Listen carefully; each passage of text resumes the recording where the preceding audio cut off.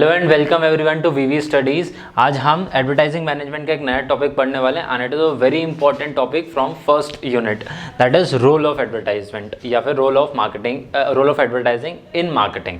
सो basically हम जब भी कोई एज अ कंपनी अगर हम किसी भी चीज़ की एडवर्टाइजमेंट करते हैं या एज अ कंज्यूमर जब हम उस एडवर्टाइजमेंट को देखते हैं तो इससे उनका भी कुछ फ़ायदा, मतलब obviously most of the profit उन्हीं का ही है, बट उससे हमारा भी कुछ फ़ायदा होता है as a consumer, as a society. So basically advertisement has role in everybody's life. मान लीजिए आप एडवर्टाइजमेंट, ऑब्वियसली आप आज इतनी ज़्यादा एडवर्टाइजमेंट्स हो गई हैं कि हम जब भी यूट्यूब चलाते हैं, इंस्टाग्राम चलाते हैं, हर जगह एडवर्टीजमेंट देखते हैं। So it irritates us a little as a consumer, but think from a point of view कि आप 10 साल पहले जब एडवर्टीजमेंट आती थी, so how informational that was, आपके एज अ कंज्यूमर आपकी लाइफ में कुछ इंपॉर्टेंस रखती थी वो एडवर्टीजमेंट। सो आज हम वही इंपॉर्टेंस यहाँ पे या रोल देखने वाले हैं एडवर्टीजमेंट का क्या होता है। So firstly from the point of view of the company और from the point of view of manufacturer. So manufacturer के लिए सबसे पहले इट प्रोवाइड्स अ स्टेबिलिटी कायम है उसके टर्नओवर में, जो उसके सेल्स आने वाले हैं। बिकॉज आज अगर आपको कोई चीज़ चाहिए तो वो आप ऑर्डर करोगे उसके बाद नहीं बनती है। फॉर अ कंपनी उसको पहले से प्रेडिक्ट करना है कि नेक्स्ट 1 महीने, 3 महीने, 1 साल में कितनी हमारे पास डिमांड आने वाली है। उस डिमांड के बेसिस पे कंपनी मैन्युफैक्चरिंग स्टार्ट कर देती है। मान लीजिए जैसे कि अभी दिवाली का सीज़न आने वाला है, तो ऑब्वियसली फेस्टिव सीज़न में लोग बहुत ज़्यादा शॉपिंग करते हैं। हम बिग बिलियन डेज़ की सेल्स देख रहे हैं, Flipkart, Amazon, Myntra, everywhere sale sale sale, और ये अगले 1-1.5 महीने तक कंटिन्यू रहने वाला है। तो ऑब्वियसली ऐसा नहीं होगा कि आप ऑर्डर करोगे उसके बाद वो बनाना स्टार्ट करेंगे। वो पहले से ही इन प्रोडक्ट्स को बना चुके हैं। Now they are ready to sell their product, और उस सेल्स के लिए they are already doing a very aggressive advertisement, ताकि कंज्यूमर ऑलरेडी रेडी हो जाए इस चीज़ के लिए। ऑलरेडी इस चीज़ के लिए बहुत सारी रिसर्चेस भी लगती हैं, जैसे कि इस करंट ईयर में जो रिसर्च हुई है उसके अकॉर्डिंग ये पता चला है इंडस्ट्रियलिस्ट को कि सल 30% लोग ज़्यादा खर्चा करने वाले हैं फेस्टिव सीजन में, और 70% लोग उसको ऑनलाइन प्रेफर करना चाहते हैं। पहले जब वो फर्स्ट ऑफ ऑल, जैसे मान लीजिए कोई टीवी लेनी है तो मैं पहले सर्च करूँगा ऑन एनी ऑनलाइन प्लेटफॉर्म, अगर मुझे सही लगा तो वहीं से परचेज करूंगा, otherwise I go to the shopkeeper. So basically इस साल इस तरीके के ट्रेंड होने वाले हैं। इस ट्रेंड के बेसिस पे जो कंपनीज एडवर्टाइजमेंट कर रही हैं और वो अपना कुछ सेल्स एक्सपेक्टेशंस कर रही हैं। नेक्स्ट, एग्जिस्टिंग मार्केट को स्टेबल रखना। फॉर एग्जाम्पल, अगर मेरे पास अभी मेरी कोई कंपनी है और मैं अगर सिर्फ अभी भोपाल मार्केट को कैप्चर करता हूँ, या मैं अगर सिर्फ अभी एमपी के मार्केट को कैप्चर करता हूँ, so that is my existing market. But if I want to explore this market to some other state और सम अदर कंट्री, मुझे अपने प्रोडक्ट सेल करने दूसरी कंट्री में, दूसरे स्टेट में, तो मुझे वहाँ पे जाके एडवर्टीजमेंट करनी पड़ेगी। मान लीजिए मैंने कोई बिजनेस स्टार्ट किया और अपनी लोकेलिटी से स्टार्ट किया, may be it's a mom and pop store, kirana store in my locality. अब उस लोकेलिटी में लोग मुझे जानते हैं, तो हो सकता है कि मुझसे डायरेक्टली परचेस करने आ जाएं। बट अगर मैं किसी नई सिटी में जाके अपनी शॉप ओपन करने वाला हूँ या कोई बिजनेस ओपन करने वाला हूँ, तो वहाँ पे लोग मेरे पास रैंडमली नहीं आएंगे। इनिशियली आई नीड कॉन्टैक्ट्स, या फिर मेरे को उन तक अवेयरनेस पहुँचानी है about my product, so that is through advertisement. Next, it controls the product pricing. अगर मान लीजिए मैं एडवर्टीजमेंट नहीं कर पाऊँ तो obviously my sales will go down. अगर मेरा सेल्स नीचे चला जाएगा तो मेरे प्रोडक्ट के प्राइसेस अब चले जाएंगे। तो इसमें एडवर्टीजमेंट हेल्प करती है from consumer point of view as well as from the company's point of view. Because यहाँ पे कंपनी जब एडवर्टीजमेंट करती है तो उसका टर्नओवर बढ़ जाता है, उसका रेवेन्यू बढ़ जाता है। जब उसका रेवेन्यू बढ़ जाता है तो उसका जो पर यूनिट मेकिंग कॉस्ट जो आता है वो रिड्यूस हो जाता है। ऑब्वियसली आप भी ये सोचिए कि आप अगर एक पेंसिल बना रहे हैं एक दिन में और आप 100 पेंसिल बना रहे हैं दिन में, तो ऑब्वियसली आप 100 पेंसिल बनाने के लिए ज़्यादा रॉ मटेरियल खरीदेंगे। ज़्यादा रॉ मटेरियल आपको सस्ते प्राइस पे मिलेगा, तो आपका जो मेकिंग चार्जेस है वो मेकिंग चार्जेस कम हो जाएंगे। उस मेकिंग चार्जेस कम होने की वजह से आप कंज्यूमर का भी फायदा हो जाएगा कि अब उसको वही सेम प्रोडक्ट सस्ते में मिल जाएगा। बिकॉज अब बहुत सारे लोग खरीद रहे हैं, तो एक तरीके से डिमांड ही पुश हो चुकी है। But obviously you know the economics, जो डिमांड एंड सप्लाई का जो इक्वेशंस है इन्वर्सली रिलेटेड होते हैं, तो वो अप एंड डाउन चले जाएंगे। तो हो सकता है वो नेगेटिवली रोल प्ले कर जाए। बट अगर हम एक स्टैग्नेंट लेवल तक बात करें तो स्टैग्नेंट लेवल पे अगर आपकी एडवर्टीजमेंट अच्छी होगी, रेवेन्यू अच्छा जनरेट होगा, तो उस प्रोडक्ट के लिए आपको बहुत ज़्यादा प्राइस पे नहीं करना पड़ेगा। As a competition will also rise for that particular product. Next coming on to the middle man and salesman, कि सेल्समैन की लाइफ में एडवर्टीजमेंट कितनी इंपॉर्टेंट है। हमें ये नहीं देखना कि एडवर्टीजमेंट घर पे बैठ के सेल्समैन देख रहा है, नहीं। अगर मान लीजिए जैसे मैंने लास्ट वीडियो में भी एग्जांपल दिया था कि अगर कोई शॉप पे आपका सेल्स पर्सन बैठा हुआ है, मान लीजिए कोई आईफोन सेल कर रहा है, कोई सैमसंग सेल कर रहा है, या फिर हम तनिष्क की एडवर्टाइजमेंट काफ़ी देखेंगे, अभी क्योंकि फेस्टिव सीजन आ रहा है तो हम तनिष्क की बहुत एडवर्टीजमेंट देखेंगे। अगर हम तनिष्क के स्टोर पे जाएंगे तो ऑब्वियसली जो ऑफर्स चल रहे हैं, जो स्कीम्स चल रहे हैं, वो ऑब्वियसली को जो कंज्यूमर्स हैं वो देख कर आए अपने घर से। सो वहाँ पे बहुत ज़्यादा पुश नहीं करना पड़ेगा कंज्यूमर्स को एज अ सेल्समैन। सिमिलरली जैसे मैंने आपको आईफोन का एग्जांपल दिया था लास्ट वीडियो में, या कोई और भी अलग प्रोडक्ट हैं जो कि ऑलरेडी कंज्यूमर देख कर आए एडवर्टीजमेंट में, तो डायरेक्टली आके आपके पास परचेज करने के लिए आ जाएगा। सो बेसिकली मिडिल मैन को कैसे हेल्प करता है, सबसे पहले इट गारंटीज क्विक सेल। अगर जैसे मान लीजिए मैंने आईफोन 14 की ऐड देखी और आईफोन 14 में डायरेक्टली खरीदने जा रहा हूँ एक शॉप पे, तो मैं डायरेक्टली उनको जाके बोलूँ कि मुझे आईफोन 14 चाहिए। ऑब्वियसली अगर वो उनके पास प्रोडक्ट नहीं होगा या उनके लिए कोई ज़्यादा प्रॉफिटेबल प्रोडक्ट होगा तो वो उसको पिच करने की कोशिश करेंगे। बट अगर मैं सेट करके आया हूँ अपने मन में कि मुझे आईफोन 14 ही चाहिए, so I will go and buy that product. So it ensures and guarantees the quick sale for the sales person, because उसको भी अपने मंथली टारगेट पूरे करने, और एडवर्टीजमेंट बहुत हेल्प करता है उसको टारगेट अचीव करने में। Next, it creates a colourful background of the product. जैसे कि अगेन दिवाली का एग्जाम सीजन आ रहा, हम उसी की बात करेंगे कि भाई बहुत ज़्यादा एशियन सफाई करते हैं अपने दिवाली पे, हम अपने घर को पेंट कराते हैं, तो उसके लिए बर्जर पेंट और JSW और बाकी जितने भी कंपनीज़ हैं वो इसको बहुत ज़्यादा पिच करना स्टार्ट करेंगे। जब वो पिच करना स्टार्ट करेंगे तो वहाँ से एक माइंडसेट बन जाएगा दिमाग में हमारे कि इस साल JSW पे बहुत ऑफर्स हैं, बर्जर पेंट्स पे ऑफर हैं, एशियन पेंट्स पे ऑफर हैं, मुझे कौन सा कलर लेना चाहिए। ऑब्वियसली कलर तो मैं शायद फाइनल जगह जाकर डिसाइड करूँ, बट हो सकता है मेरे को एडवर्टीजमेंट देख के कुछ बहुत अच्छा कलर लग जाए तो मैं उसी को परचेज कर लूँ। मुझे को प्राइसिंग पसंद आए तो मैं उसी पर्टिकुलर प्रोडक्ट के जाके खरीद लूँ, या मैं शायद ऑनलाइन ही इसको परचेज कर लूँ।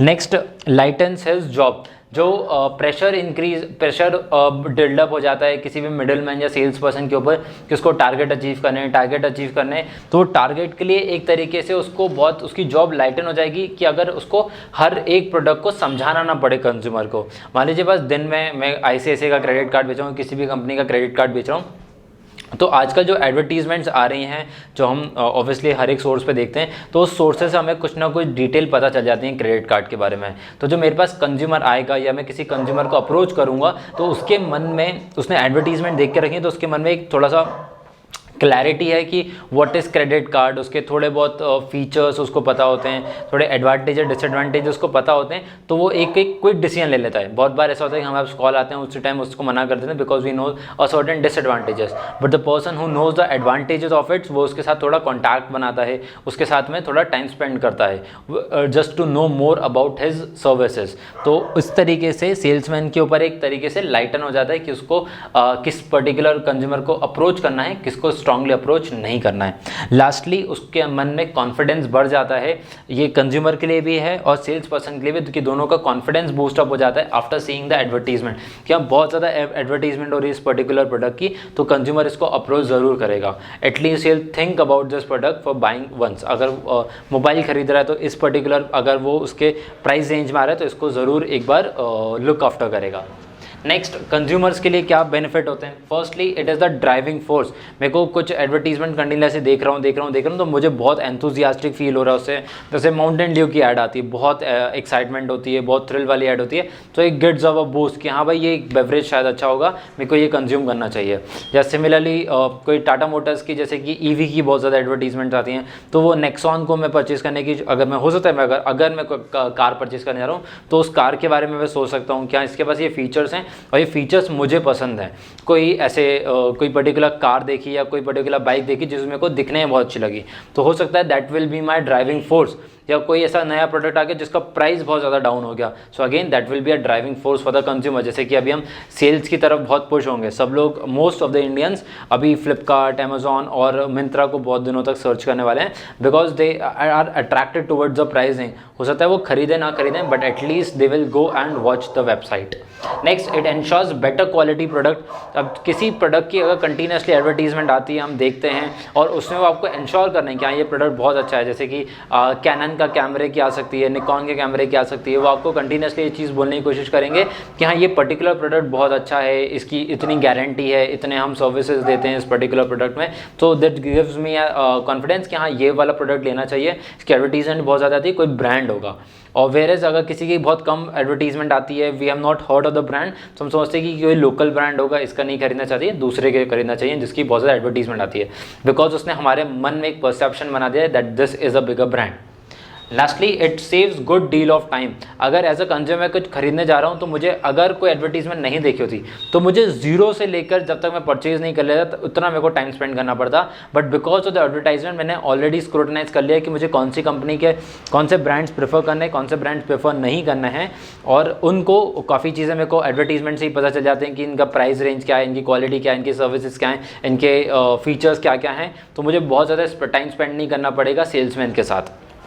लास्टली एज अ सोसाइटी, मतलब पूरी सोसाइटी का अगर हम जनरल बात करें तो उनको क्या फ़ायदा देता है। सो फर्स्टली हमारा लिविंग स्टैंडर्ड अप होता है, बिकॉज जब हम न्यू प्रोडक्ट्स की, न्यू फीचर्स की जब एडवर्टीजमेंट देखते हैं, जैसे कि कोई नई टेक्नोलॉजी 5G सर्विसेज जब लॉन्च होगी, हम ऑलरेडी एडवर्टीजमेंट देख रहे हैं, जैसे ही 5G लॉन्च होगा तो हम उसके तरफ शिफ्ट होना चाहेंगे। बहुत सारे continuing with the society, basically we studying the roles of society in which you already seen living standard.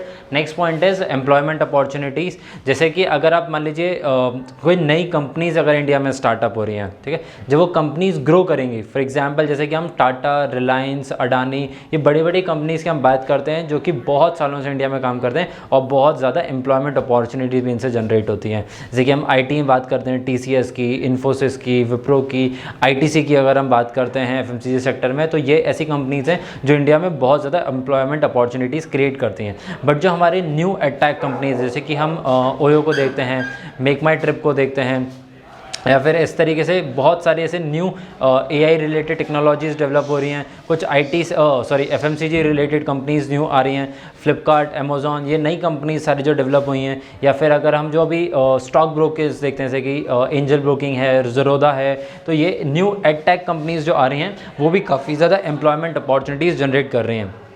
और इनके एम्प्लॉयमेंट कब बढ़ेगा? जब ये एडवर्टीजमेंट करेंगे, एडवर्टीजमेंट करने से इनका रेवेन्यू बढ़ेगा, रेवेन्यू बढ़ने से इनका मार्केट स्पेस बढ़ जाएगा, तो उसके लिए उनको केटर करने के लिए ज़्यादा एम्प्लॉयज़ की ज़रूरत पड़ेगी।